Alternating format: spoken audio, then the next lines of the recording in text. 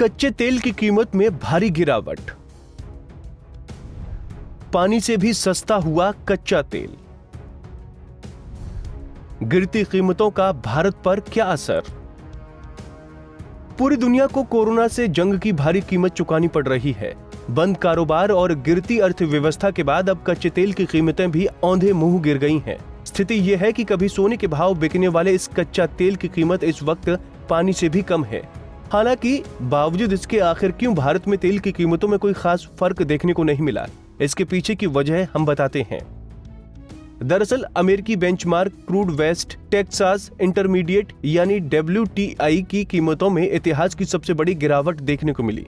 मांग में आई भारी कमी के चलते WTI क्रूड -$37.36 के अब तक के सबसे निचले स्तर पर पहुंच गया, जिसके बाद पूरी दुनिया के साथ साथ भारत में भी तेल की कीमतों को लेकर चर्चाएं शुरू हो गई हैं।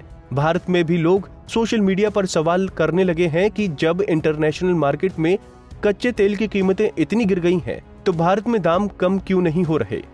इसमें कांग्रेसी सांसद शशि थरूर भी शामिल थे, जिन्होंने केंद्र सरकार को बेशर्म बोलते हुए तेल की कीमतों पर सवाल उठाते हुए ट्वीट किया। तो आइए हम आपको बताते हैं कि अंतर्राष्ट्रीय बाजार में क्रूड ऑयल की गिरती कीमत का भारत पर असर क्यों नहीं पड़ेगा।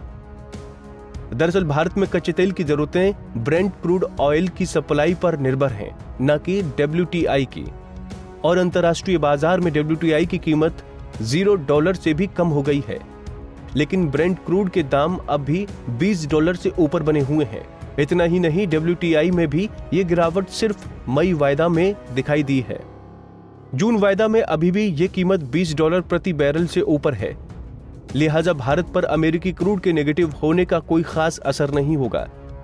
लेकिन दूसरे पहलू पर गौर करें तो भारत कच्चे तेल का बड़ा इंपोर्टर है। कंजप्शन का 85% हिस्सा भारत इंपोर्ट के जरिए पूरा करता है, इसलिए जब भी क्रूड सस्ता होता है तो भारत को इसका फायदा होता है। लेकिन ये स्थिति ब्रेंट क्रूड के सस्ते होने की स्थिति में ही होती है, जहां इसके सस्ते होने की स्थिति में आयात में कमी नहीं पड़ती। लेकिन भारत का बैलेंस ऑफ ट्रेड कम होता है, इससे रुपए को फायदा होता है, क्योंकि डॉलर के मुकाबले भारतीय रुपए में मजबूती आती है, जिससे महंगाई भी काबू में आ जाती है। वहीं इसके साथ ही सरकार इंपोर्टेड क्रूड ऑयल पर एक्साइज ड्यूटी, वैट और कमीशन भी जोड़ती है। इसके बाद ही आपको ये पेट्रोल और डीजल के तौर पर मिलता है।